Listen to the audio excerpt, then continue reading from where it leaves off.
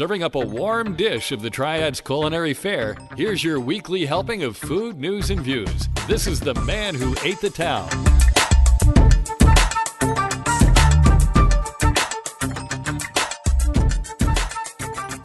Hey folks, and welcome to episode 39 of the Man Who Ate the Town podcast. This is for the week of June 20th through the 26th, 2017. My name is Tim Beeman, and I am opening the recipe box. I'm recording this episode of the Man Who Ate the Town podcast at Test Pattern Studios. Test Pattern is located at 701 North Trade Street in the Historic Arts District of downtown Winston-Salem.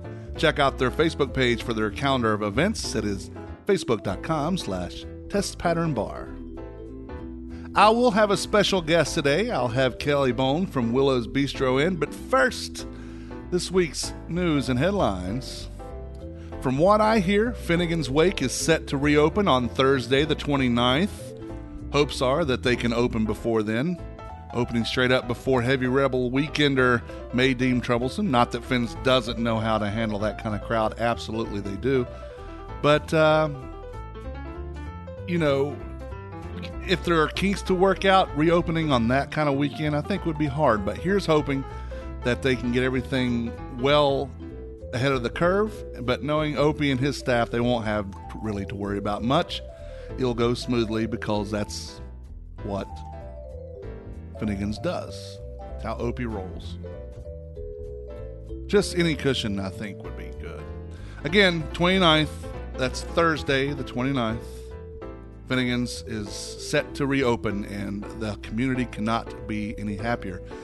I would venture to say if they put an open call out for people to help, I'm pretty sure they could get a lot of people to come in and help clean and get ready. I know I would help. There are a good bit of openings this week. Sweet Potatoes made their long-awaited return in their brand new space at 607 North Trade Street. Stephanie and I had brunch there on Sunday, and it was packed.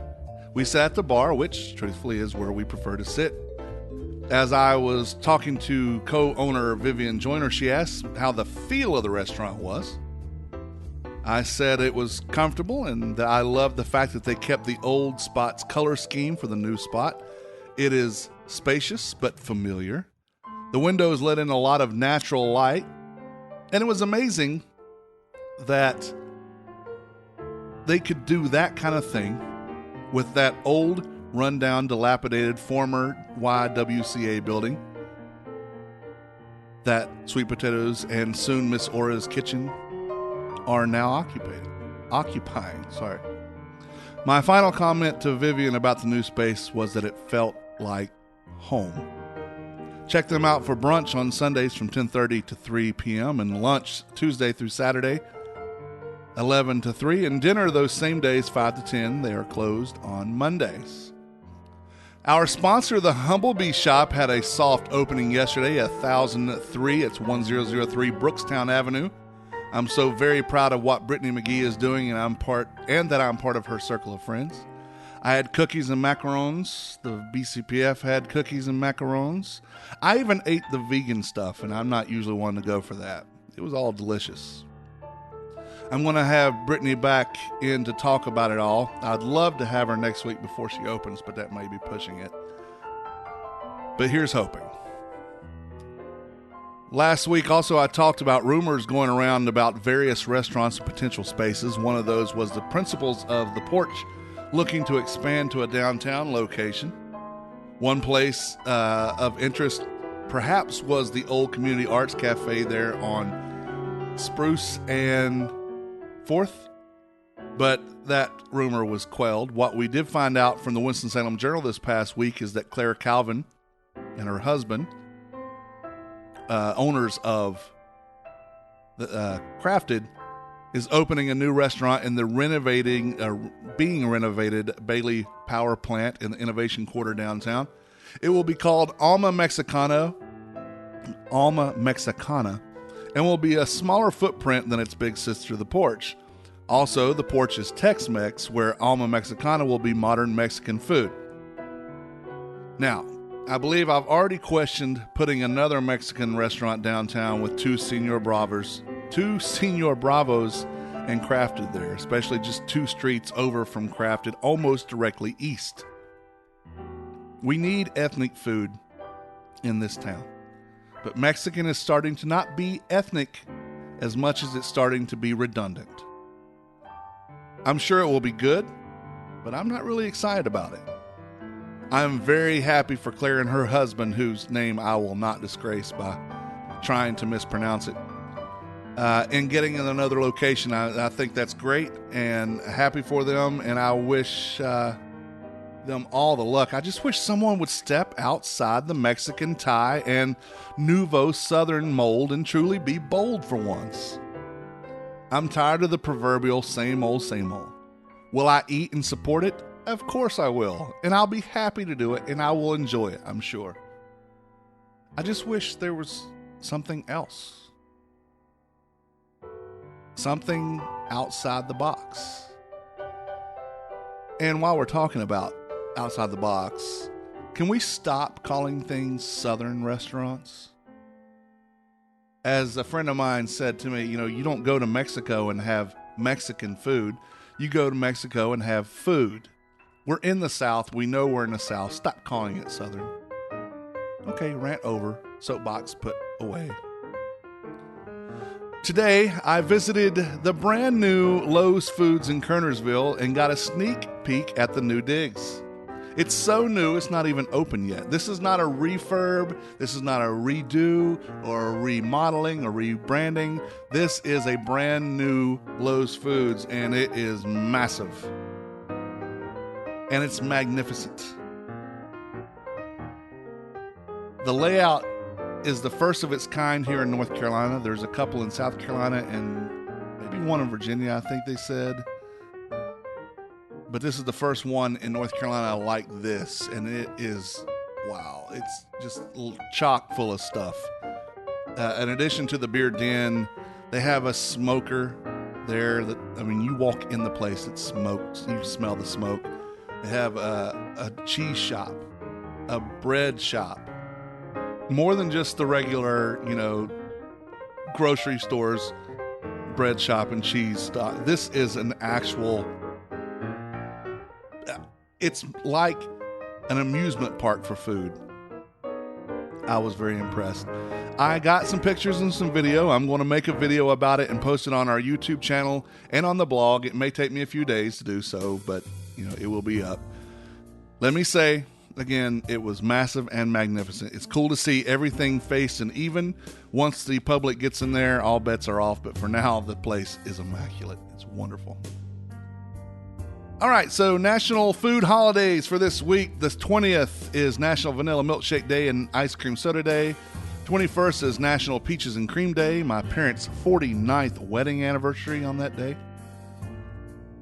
The 22nd, National Chocolate Eclair Day and National Onion Ring Day.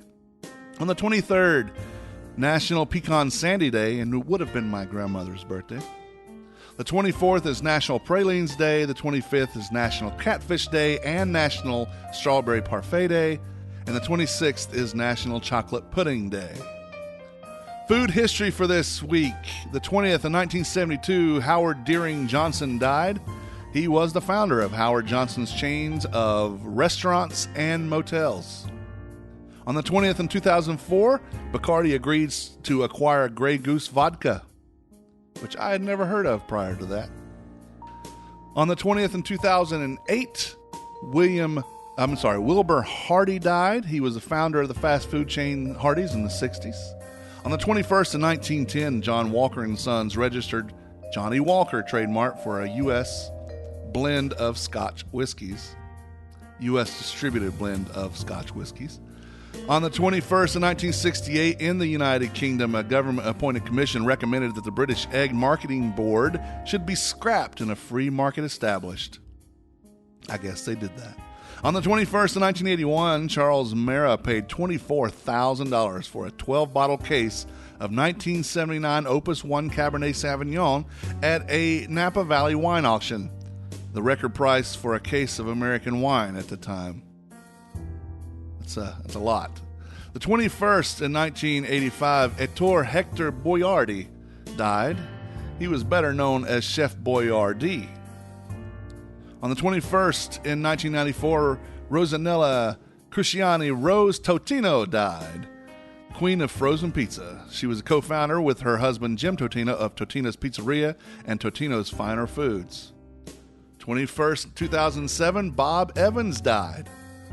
He was a sausage maker and restaurateur, founder of Bob Evans Restaurants. I know we had a few in West Virginia. I don't remember if we ever ate them, but they were certainly there. On the 21st of 1986, I moved here from West Virginia with my parents. I was 15. You can do the math if you want. It was also my parents' 18th wedding anniversary that day. On the 22nd in 1847, in what is probably not true, supposedly Hanson Crockett Gregory of Rockport, Maine, created the donut on this day. His mother's fry cakes were not cooked in the center, so he cut the centers out so they would no longer have undercooked centers. Again, I don't necessarily believe that's the way it went down, but that's the rumor or the folk legend. On the 22nd, 1928, General Mills came into existence with the merger of 5 milling companies, creating one of the largest milling companies in the world. On the 22nd, in 1965, the Kellogg Company registered the name or the trademark for Pop-Tarts. On the 23rd, in 1626, a large codfish split open at a Cambridge market is found to contain a copy of a book of religious treatises by John Frith. I don't know if I believe that either. 624, 1817, the first coffee plants were planted in Hawaii on the Kona coast. On the 24th of June, 1839, Gustavus Franklin Swift was born, founder of the meatpacking business Swift & Company, the inventor of the refrigerated railway car, and the first to ship dressed beef to eastern markets instead of live animals. On the 25th in 1630, Massachusetts Bay Colony Governor John Winthrop supposedly introduced a fork to American dining. On the 25th in 1951, Pabst aired the first color beer commercial on TV. Yuck. On the 25th in 1956, Anthony Bourdain was born. American celebrity chef, author, and culinary traveler. He's host of Anthony Bourdain's No Reservations on Travel Channel, if you can still find those, and Parts Unknown on CNN. The 25th, 1974, the first checkout scanner was installed in a supermarket. On 8/26, 1816, Louis Bignon was born. He was a French agriculturist, restaurateur, and chef. His Café Riche became the most famous in Paris and was known worldwide. He invested in farms and vineyards and was awarded the Legion of Honor for his agricultural work. On the 29th, 1910, Roy J. Plunkett was born. I'm sorry, 26. I don't know where I got the 29. Roy J. Plunkett was born. He was the inventor of Teflon. In 1938, the first nonstick cookware using Teflon was sold in 1960. That's your food holidays and food history for this week. All right, guys, so my special guest for today, I love this woman dearly. She and a past guest, I think, have an ongoing competition on Saturday nights of who can get Tim the drunkest. Yep. And I think they both win. And I think I should just continue to let this competition go on because I enjoy it a lot. When people ask me what my favorite restaurant is in town, there's three reasons why I named this restaurant. One is the owner. One of the owners I am friends with. That's Will Kingery. Two is the executive chef and mastermind behind everything on the menu, and that would be one of my man crushes, Travis Myers. And the third will be because of the ingenuity of the bar staff, and especially this person who is beautiful, is creative, she's artistic, and she's just awesome. Ladies and gentlemen, Kelly Bone. Thank you for having me, Mr. Beeman. You're welcome. You're absolutely welcome. Thank you for being here. So you're rolling out a new drink menu. I am. When is this drink menu rolling out?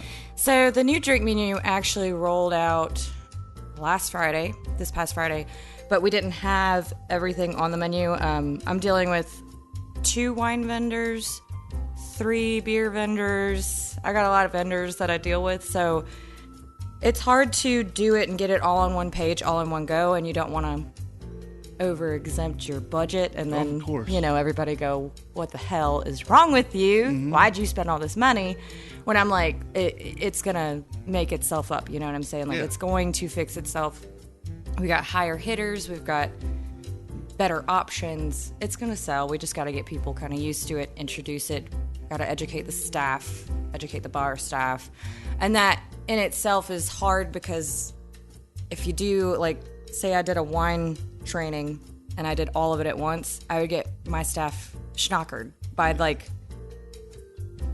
the red wines. Yeah. Like, that's how many new white wines I've got. So we're still kind of launching it because I'm still educating staff on what everything is and getting them comfortable with talking about it, selling the drinks, knowing what's in the drinks and whatnot. So that's the challenge. So it's going to be an ongoing launch just because this one's kind of a lot my baby. Yeah, of course. And you want the staff to, because the entire wait staff needs to know the drinks, because that's really an important part of Willows. Yep. I mean, people go there because the food is fantastic, but they also go there because you guys know what you're doing at the bar. Yeah. You have fine folk behind the bar, and they have to know how to pair something well. They have to know flavor profiles. They have to know ingredients, because there's some things that people can't have. Like, I can't have grapefruit. Yep. So anything with grapefruit in it, now the crude bitters, that the grapefruit stuff in there, I think that's okay. I think it's minimal amount. It's not going to hurt anything. Yeah. But as far as, grapefruit, I can't have that. But you guys know the menu, your drink menu, inside just as much as Travis and his staff knows the food. Yeah. And you happen to know both because you're one of the main expediters. Yeah. So you're like, this does not go with this. Yeah. I've seen you stand back there. No. Come to the line. What the hell is this? Yeah, exactly. So, yeah. I play many roles. Yeah. I have to. Well, it's like a fine dance that you do. I call Travis my work husband. Yeah.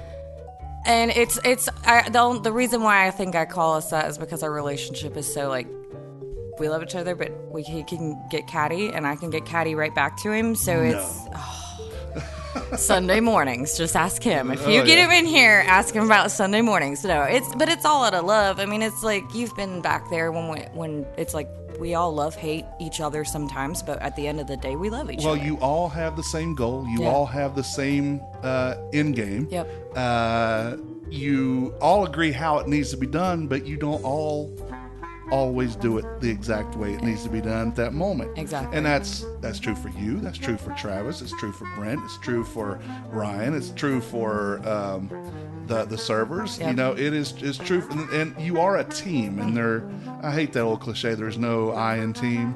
Well, there ain't no we either. Yeah. But there exactly. is. There's a me. But there is a me. But it's still, you all have to band together, and when you have a good night, it's a good night. Yeah, and you've been there. Oh, I have seen the awesomeness of a well-oiled machine, and I also know when it's not running so smooth, Right. but you make it look like you Right. are. Because me being who I am, and I would like to think what I am to the restaurant, I consider myself family, whether I am Absolutely. or not. I do consider that, and I'm treated as such. But I see and I know you guys so well. Personally, I know you well. Yeah. That I can tell when somebody's having an off night, but it's not always easy. But you guys, somebody overcompensates for whoever's falling behind. But you know what? The next time, that person's the one picking the slack up for somebody else. Exactly. We're all susceptible to that. I mean, I produce 5 podcasts that I'm on teams for, and I'm not always on my top game.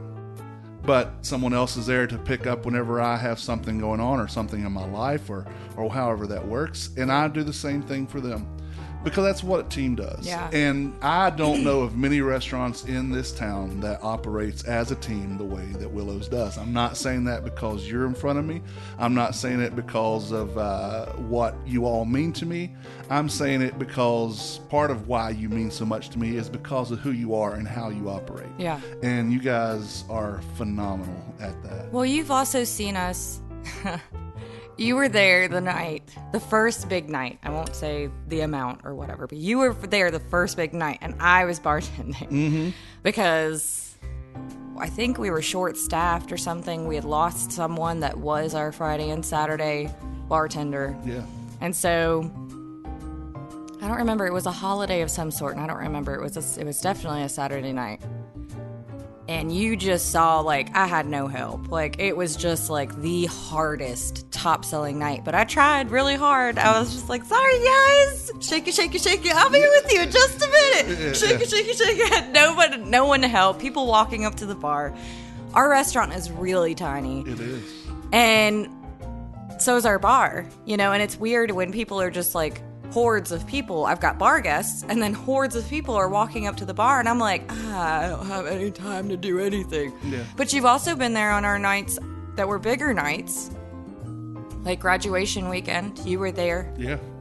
And that was the smoothest time we've had. Mind you, like, I had my staff. We were all staffed up. Yeah. There were 7 servers on. I had Ryan, which, Jesus, I couldn't... I want to kiss his face every time I see it because he helps. Me too. Little man crushes. Yeah. But, I mean, major shout out to my bar staff. Like, they get it together and they know that I'm there. I pretty much tell the entire staff, on the weekends, I'm here to be your bitch. You let me know whatever you need me to do, but you got to let me know I'm not a mind reader. That's right. So now we have this, like, this thing where, like, if Ryan's bartending, I'm like, I want you to focus on your guests. I got the server drinks. I can get those out.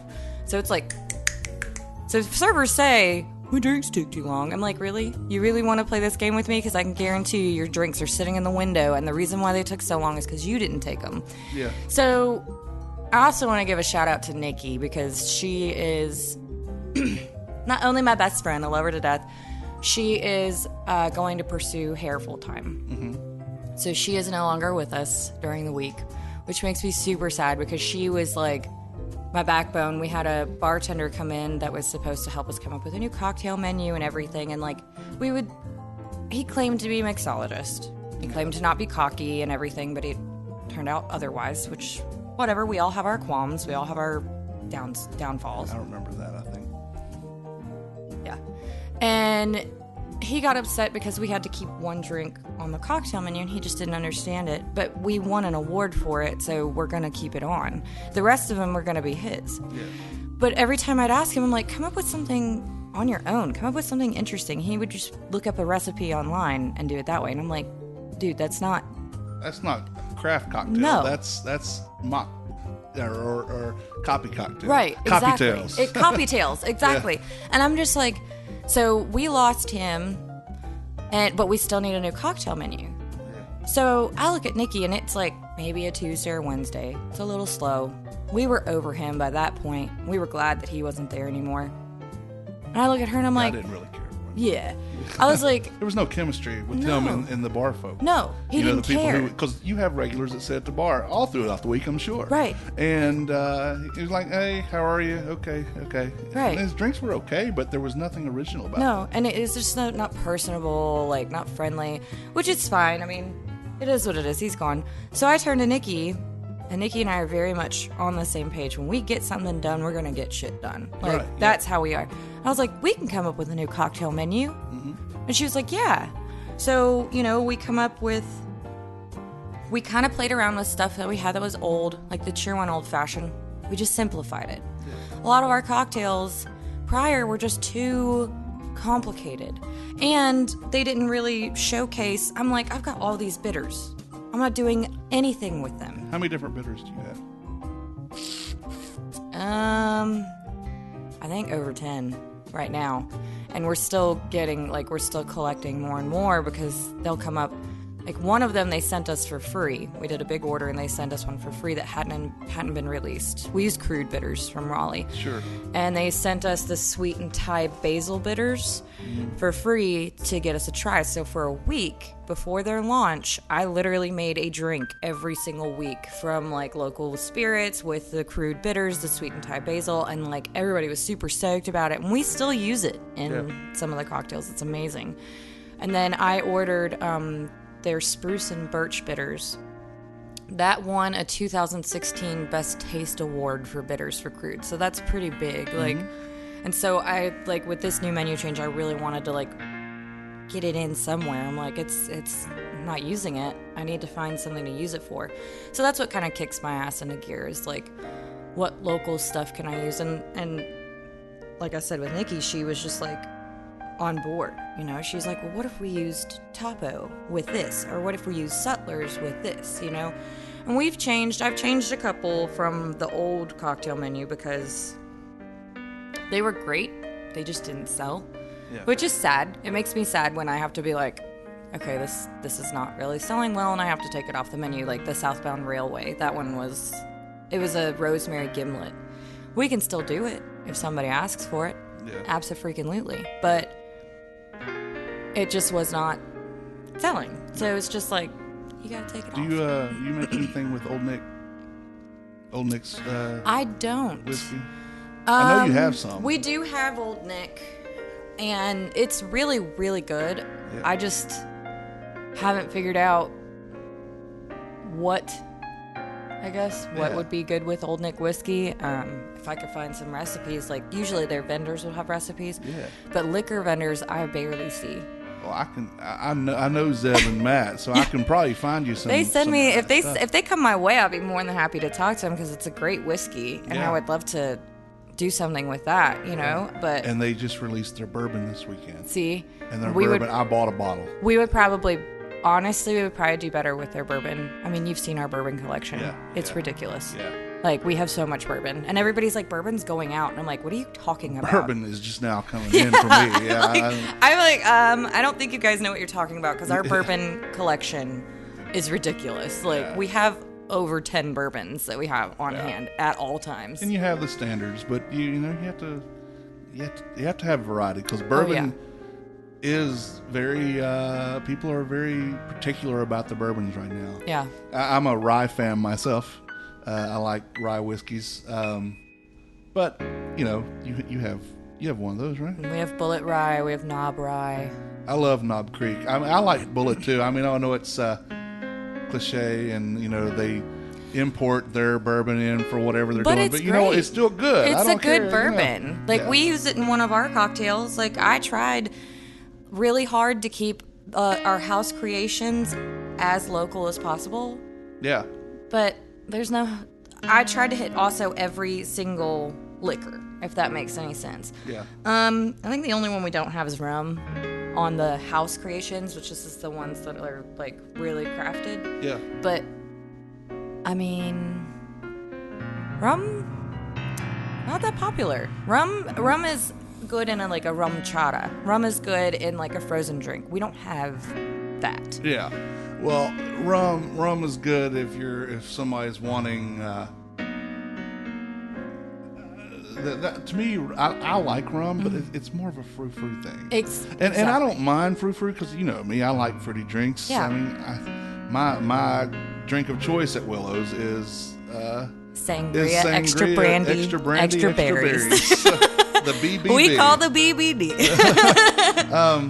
Yeah, so I like that. It's just. Yeah, rum to me has kind of gone to the side of. Well, it's just. It's not the same anymore because it was the star of a lot of drinks 5 years ago. Yeah, and now I think that's where bourbon has taken over, and in some cases, you know, just clear liquor has starting to, because all the distilleries that are starting around the state, especially.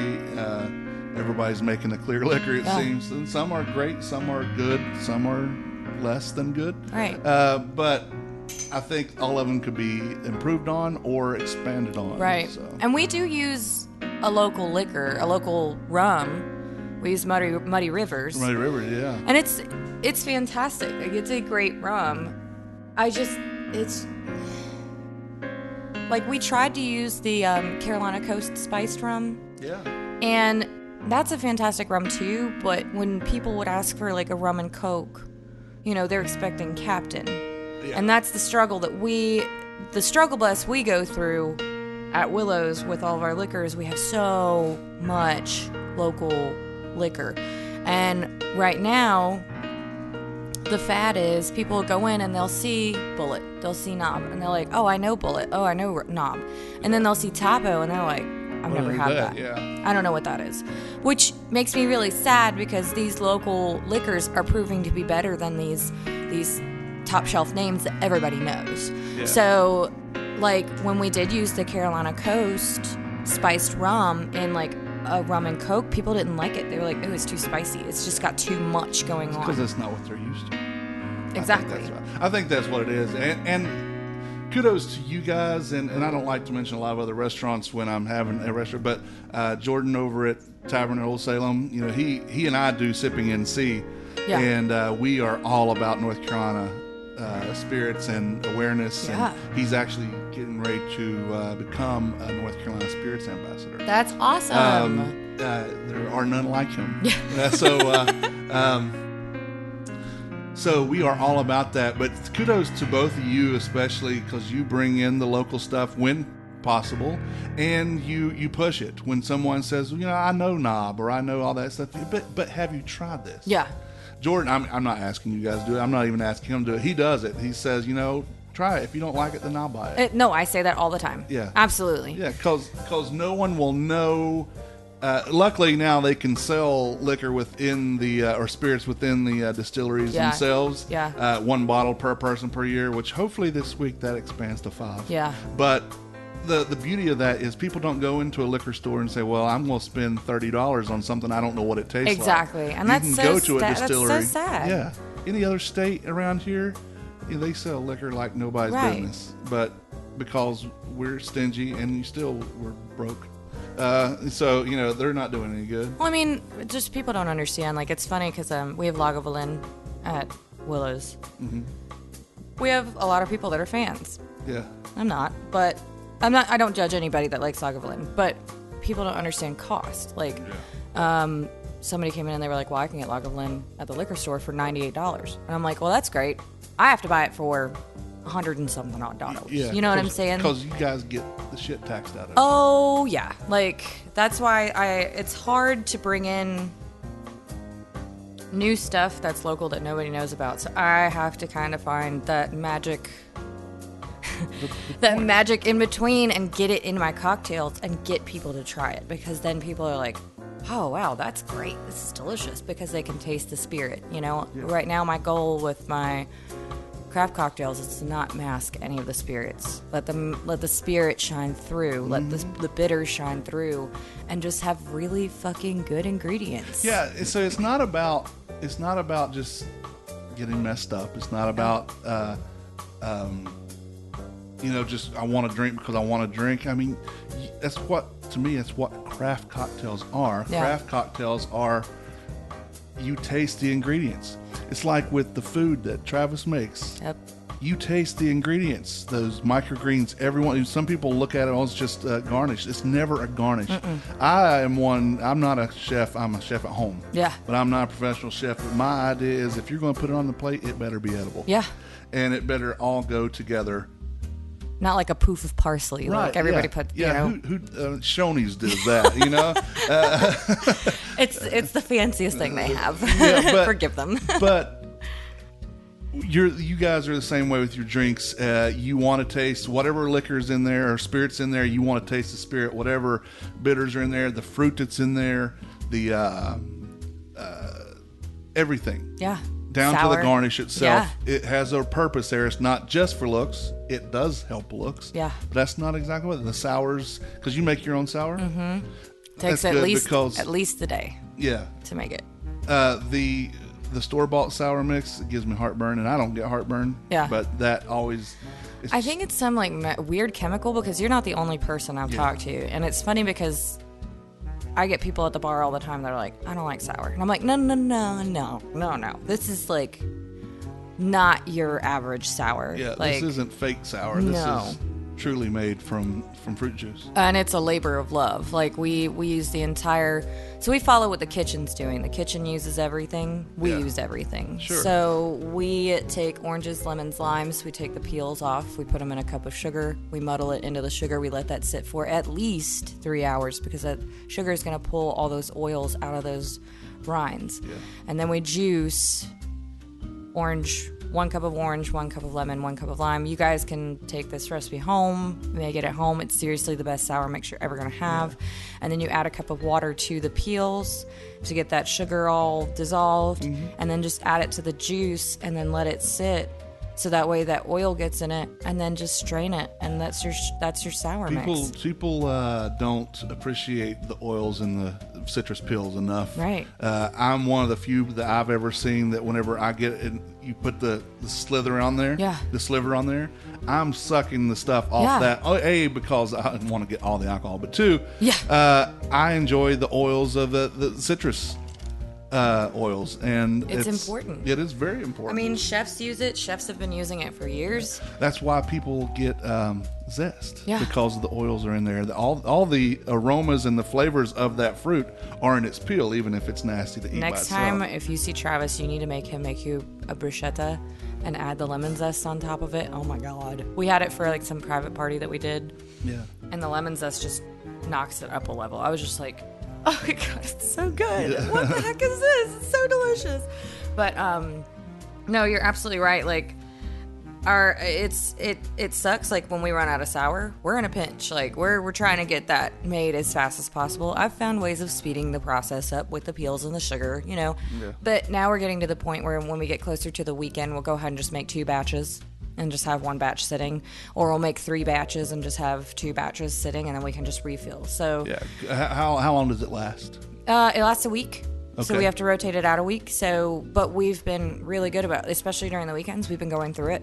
Yeah. So it will seriously just, it kind of rotates. Like we're like, okay, well, it's time to switch it out. It just like all of our simple syrups and whatnot, we switch them out every single week. So we do lime simple syrup, lemon simple syrup, same concept. You take the peels, put it in with sugar and hot water.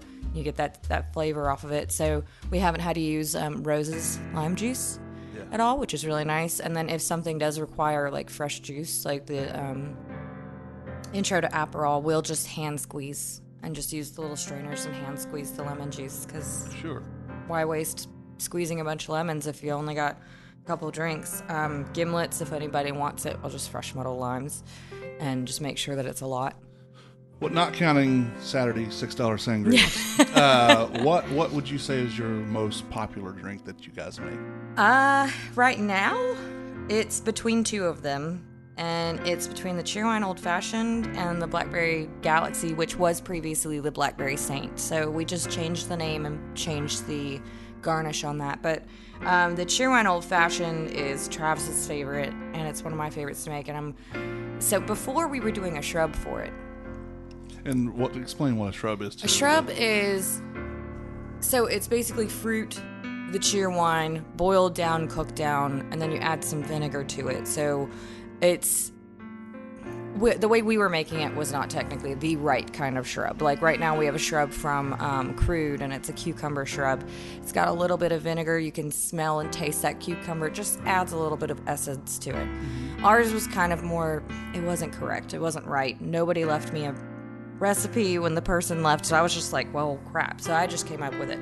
So when I had to attack the Cheerwine Old Fashioned, not attack, but like really, you had to tackle it. Yeah, look at it and be like, what is wrong with this? Like, what they were doing was the shrub was too fancy. It was overpowering the spirit, and like I said, I don't want to overpower the spirit. So we did, fresh meadow orange and Bordeaux cherries in with the Tapo 8 Oak whiskey, which is really amazing. Mm-hmm. Chapel Hill, they're doing great things with that spirit. Shake it. Pour it on ice, top it with fresh Cheerwine, and then you use the Crude Apothecary 10, which is the cherry and walnut bitters from Crude. Oh, yeah. Fantastic. It's literally, Travis was like, why was I trying to do something so fancy with this? Like, just topping it with the cheer wine and just adding that bitters just really brings out that 8 oak whiskey, and it was really good. And he was just like, I feel really dumb right now. And I'm like, no, this isn't your fault. Like, shrubs are great. When does he have time to worry? I know, exactly. I was like, this is my job now. Like, I'll worry about it. And then the Blackberry Galaxy. So I've posted videos of all my sparkly drinks, and people really seem to like them. So this is a martini with Deep Eddy's lemon vodka. It's the only vodka. We were using Absolute Citron. This stuff is terrible. It's awful. The Deep Eddies, they use fresh juice. They put it, like, they infuse the juice in with the vodka. It tastes like lemonade. Like, it's super dangerous, but it's really, really good. The only thing from Absolute that I like is the pepper. Yeah, that's the only thing that's good. Yeah. We've even stopped carrying Absolute. Like, we have better vodkas there. And if people are like, I want Absolute, I'm like, we have this and it's better. And usually they don't argue. But the Deep Eddies is amazing. It's just so good with Saint Germain and fresh muddled blackberries. Saint Germain is the elderflower. Yes, Okay. the elderflower. And then we add edible pearl dust to it, and I'm going to be getting some disco dust, which is edible glitter. So I'm using a lot of tools that bakers use in our cocktails. So they're sparkly and fun. So you have your man drinks, and then you have your lady drinks. And I don't like that term, because I like usually what would be considered a lady drink. yeah, I don't consider, honestly, the Blackberry Galaxy, I've seen men and women get it, and they're just like, oh, that's great. You want it on the rocks? I'll do it on the rocks for you if you're embarrassed about drinking it out of a martini glass. Seriously. I have no problem with I know. that. I don't care. The girlier the drink, probably the happier I'll be. Exactly. I don't mind that at all. To me, it's about the art of the drink. It's about the flavor of the drink.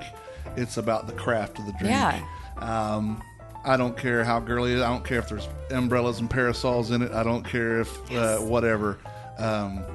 Make it, because you see what I'm going to do. I'm going to put it there, and I'm going to put my light underneath it, and I'm going to take some freaky picture of it and post it on Instagram. Yeah. And it's awesome, and I'm okay with that. Yeah, because this is what you guys do. Yeah. So what else you have on that menu? So, the old drinks, the Capone, that's the 2015 Bartender's Ball winner. We've kept that guy on. I kind of I always like to mess with the bacon jalapeno simple syrup, so I've been doing pickled jarred jalapenos when I make the simple syrup. Travis made them, and they're just a little bit more pungent. They have ghost pepper, they have Carolina Reaper, so kind of like that sweet, savory heat. We've got the Cheerwine Old Fashioned that I talked about. We have the Train Stopper, which is still one of my favorites. So it's Jose, ginger beer. We've got the Crude Bitter Lindsay, which is habanero hibiscus bitters, so it adds a little bit of heat to it. And then the shishito powder and the cayenne powder. The shishito powder is from Roland Rose Farm, and the cayenne powder is from the farm at the children's home, and then it's got a sea love rim. So this is where you can see where a lot of my local... And that's the Train Stopper? That's the Train Stopper. And is that to do with you guys are in the train station? building, Yeah. the old train station? Yeah, I'm one of those that likes to come up with... And why not? Fun names.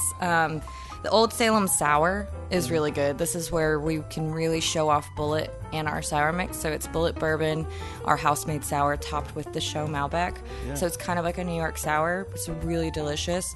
Blackberry Galaxy. There's two new ones. The Sutler's Fizz. Okay. So this is replacing the Southbound Railway. This is our gin drink. So it's Sutler's, our house sour, and then it's going to be the Crude Spruce and Birch bitters. I found something that worked, and I was like, yes, this is perfect. It works. You get just that essence, and then it's because topped. some gins can take on that pine tree taste, and that's the juniper in it. But Sutler's is a different flavor anyway. So adding the pine into that, I could see where that would just... It works so good. I'll let you try it on Saturday. But it's got the spruce and birch, and then it's got a brute top. So we don't shake this. We layer it. Yeah. So every sip you're going to get, there's going to be something different. And then the garnish for that is a blackberry and then edible gold pearl dust. So it's fancy. You know, it looks really fun. Yeah. And then my favorite, which everybody's going to giggle at this name, is the Willow Weenie. And it's our take on a Bellini. And it's Kama liqueur. I've discovered this, and it's freaking delicious. It is like the most delicious liqueur ever. I saw you using it Saturday. It's so good. A VC Prosecco and edible pearl dust again. So we put the pearl dust in, and then we put the Palma in, stir it up, and then we add the Prosecco, and the Prosecco actually makes the pearl dust glitter and move the entire time you've got the drink, so it's sparkly and wonderful, and it's got fresh fruit in it. Does pearl dust have a flavor? No, it's pretty much Just like really fine sugar, but it's not super, super sweet. Bakers use it like on their cake decorations and stuff, like if they do like little pearls. Was it iridescent? Is that the word? Mm-hmm. Incandescent. Incandescent, Yeah, yep. Iridescent is And what I mean, is. I'm not going to lie. Like, I saw this on Facebook. Like, it was like, oh, you can add edible pearl dust to your cocktails. And I was like, what? Say what? What kind of magic is this? And so guess what? Hello, I've been doing it. And it's awesome. And it just gives another factor to it. It's visually pleasing. It's beautiful. The drink tastes great. It's freaking sparkly. You know, it's one of those places that people are going to be like, whoa, you know what I'm saying? Yeah. Like, it's adding another visual element to the drink, which is kind of cool. Sure. So, and then of course we have our sangrias, and then we've added a couple of drinks to the classics. So the classics, we do $6 classic cocktails on Wednesdays, which is a great deal. We do old fashions, Manhattans. We start coming down there for dinner before we do the less desirables. I know. I'm gonna go get me a classic cocktail. Thank you. Excuse me, I'm going to have a classic cocktail. Well, and the intro to Aperol is on that too. Yeah. So you said you can't have grapefruit, but this drink tastes like grapefruit, and it's not. It's just Aperol, lemon juice, gin, and bitters, and it's amazing. I think I had that. Yeah, I think I made it for you, and you were like, as long as it doesn't have grapefruit. And I was like, Tim, I promise it does not have grapefruit. Yeah, I know you take care of me. Yeah. I'm like, but you get that grapefruit flavor, which is really awesome. Yeah. And then I miss grapefruit. Oh, yeah. Well, then there you go. See, we can let you have some grapefruit flavor, but without the grapefruit. Right on. Then we changed the tequila drink. So we're doing a key lime margarita with on-time key lime sour mix from Raleigh. Absolutely delicious. Super, super good. Really simple. We've got a Moscow Mule. We're doing a dark and stormy. So just lime juice, Fever Tree, topped with Captain. Super simple, but really good. What makes it dark and stormy? The dark rum. Dark rum. Yep. So you've got the ginger beer and lime juice on the bottom, and then the dark rum is floated on the top. So ginger beer is what you use for mules too, right? Okay. Yep. We are obsessed with Fever Tree. Every bar around here that you go to is going to be Fever Tree and everything if they know what's good. Yeah. So even Silverman loves Silverman. You'll see Fever Tree back on their thing, you know, so they know they're doing it right. Like, it's great ginger beer. They use ginger from 3 different regions. It's got that nice warming, and it's just really good. It's a fantastic product. So, we can get into wine if you want. Yeah, just touch on some of them. Just a little bit. Some stuff that you're excited about. So we are bringing back split bottles, which are the tiny bottles of sparklings. We've got 2, but my favorite is going to be the Voga sparkling wine. It's a sparkling rosé. Fan-freaking-tastic. All the rosés that I've brought on right now are super good. The Fleurs de Prairie rosé. Yeah. That has little flowers in the bottom of the glass, that are actually glass. So with rosés, they're having a lot more fun with the bottles. Yeah. They don't have to stick to the standard red wine bottle, which is kind of nice. Yeah. So visual again. Because rosés in the past have gotten a bad rep for being the in-between, not able to understand what it wants to do. Yeah. And I find rosés to be delightful. Yeah. And this new one that I've got, the Fleurs de Prairie, so good. Very fruit-forward, not super dry. Very amazing for the summertime. It's awesome. Can you make a sangria with that? I could. Yeah. It would go really well with a sangria. Yeah. Honestly. Because it's not, the Charles & Charles was okay, but it was too dry. It would kind of give you, cotton mouth after drinking it. Yeah. But this... I don't need that. I have enough brandy. Oh, right. Exactly. But this rosé is really a heavy hitter. It's really delicious. And then another one I'm really excited about, 2 of them, is, that we carry the Prisoner. Sure. Reserve wine. We brought in the Blindfold by the Prisoner Wine Company. Chardonnay, fantastic, really great, and we're selling it by the glass. So we're not just selling it by the bottle, we're selling it by the glass. And then we brought in a Trimbach Gewürztraminer. So this is a German wine. It's from the region of Germany that France took over The black Alsace. Yeah, It's from, Alsatian. yep, Yeah. it's from there, but it is a German wine. It is a German grape. I love Gewürztraminer. Oh my God, they're so good. So they drink like a Riesling, but they're a lot more bold in flavor. They've got a lot more sweetness, but they're not too sweet. Yeah. We are selling that one by the bottle because it won't last by the glass, like open in our cooler. So it's well worth it. It's gonna be great for summertime. It'll probably stay on the menu, and it'll be great for winter. So, as I have to tell everybody, I know it's not the case for most, but I do not allow the seasons to dictate my eating or drinking habits. I'll drink a stout in July. Yeah. I will drink a pale ale or a wit beer. A wit beer in January. Yeah. I'll eat chili in July. I don't care. What I want, I want. Mm-hmm. Exactly. And I don't care what the weather is outside. Some people, this is just cold weather. This is warm weather. People won't eat chili or whatever unless it's like, snow on the ground. I'm like, you're crazy. Chili's good. Chili's great. Yeah. I mean, and that's kind of what, I'm gearing this menu towards is, when we actually change. And the beers are always beers. I have to switch out my porter for a wit beer, which we did. We brought in the Palmetto Wit from South Carolina. It's so good. And then we've added a new baby to the menu, and it's the El Chavo Mango Habanero Cider, which you got to try. Yeah. And it's awesome. It's so good. It's from Armada, Michigan, but fantastic. Fantastic flavor, gluten-free, organic. Everything you'd want in a cider. And it's pretty high. It's 6.5 ABV, which is crazy for a cider. So, and then we have our seasonal rotates. So you can always ask us about whatever we've got. Ask your server about seasonal beers. Exactly. We usually have 2. Right now I think we have 3 or 4, just because we're going out of spring season with beer, and we're getting into summer, and some of the summer ones are weird. Yeah. So I'm I don't know. I'm that person that decides, and I'm I don't know if how people will buy this. I'm pretty sure. So any beer companies out there that's got some fun summertime beers, come see me. I'd love to try them, especially seasonals and ones that give back. I like beers that give back. 10% of proceeds goes to animal rescue. You know what I'm saying? Yeah, or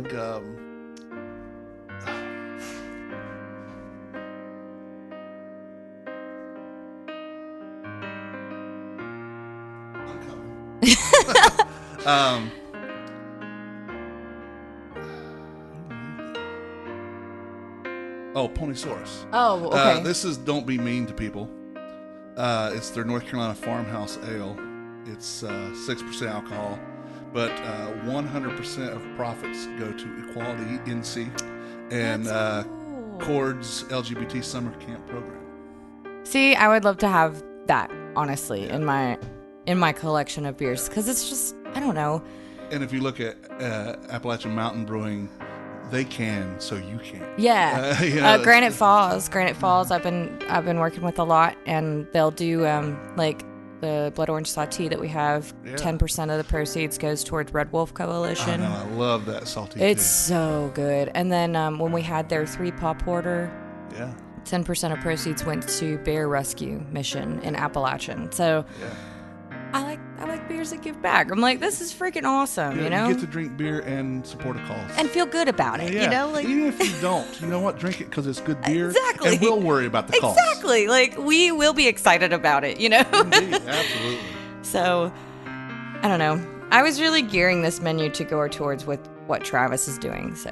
And we can't tell any of those secrets yet, but you know that it's going to be Yeah, great. I've seen the sneak peek. He says, take a picture, but don't put it out yet. And I said, don't worry.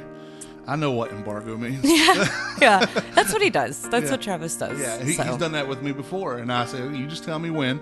And he says, okay. He said, I have to tell whoever he has the agreement with. He said, I have to tell them first. And I said, okay. And then he sends me a text. He says, it's a go. Bam, I put it out there. Yep. But, and that's how this business works, especially... But you've got the insider. Yeah. So, when I have privileged information, I keep it privileged until it's everyone's. Well, I think I even showed you my menu before it came out. I was like, look, and I get really excited. And I don't know, I get excited about little things like having the little drink symbols right next to the thing so you know what it comes in. Yeah. And I'm like, they had to make that for my menu, you know? Like, they had to make that little rocks glass. And I'm like, I'm such a dork about it. But yeah, so it gives people an idea of what's coming, too. And that's great. And it helps you guys to know what you're putting in. Yeah. So. Kelly, I have loved our time. Anything else you want people to know about your drink menu at Willows? Don't be scared to try new things. We do still have La Crema, but I'm trying a new Chardonnay, which this is a big step for us because La Crema is like one of our top sellers. Yeah. I brought in the Behringer Chardonnay, and it's better. Tastes better. Okay. So just don't be scared. Ask questions. Like, we are more than willing to let you know. Wednesdays, if you don't want a craft cocktail, you can come in and get cocktails as long as it's well liquor. We don't care because it used to be martini night, so I think people were like shied off. But I'm like, no, you can still get a martini for $6, just not high end liquor. Yeah, sorry. Sure, yeah. Just ask questions. We're that's what we're here for. You know, why is it like this? What are these bitters? You know, just come in and ask. What makes it taste like this? What would I like with this? Exactly. What would this pair well with? Absolutely. We're definitely down for that. You'll see. I mean, that's what I tell my staff. I'm like, don't be afraid to ask me questions because I'm going to ask you some questions. Like, that's just how it is. You see all the time. Like, we'll get a drink in and I'm like, what? What's that supposed to be? What's it supposed to be? Exactly. So we can make you whatever you want, or we can make you something off of our wonderful new menu. Excellent. Well, I love you. I love you too. And I am so glad you're here with me. Yay. And you'll be back soon, I hope. Oh, yeah. Absolutely. I'm going to try and drag Travis by his ear in here. Do that, because I've been trying to get him for a while. Thank you, Kelly. Thank you. The Man Who Ate the Town podcast is part of the Less Desirables podcast network. Along with this podcast, you can listen to the Less Desirables, the Beer Dads, Fan Interference, and Sipping and See the Art of Drinking. You can find all these podcasts and their latest episodes on our brand new website and directory, tldpodnetwork.com.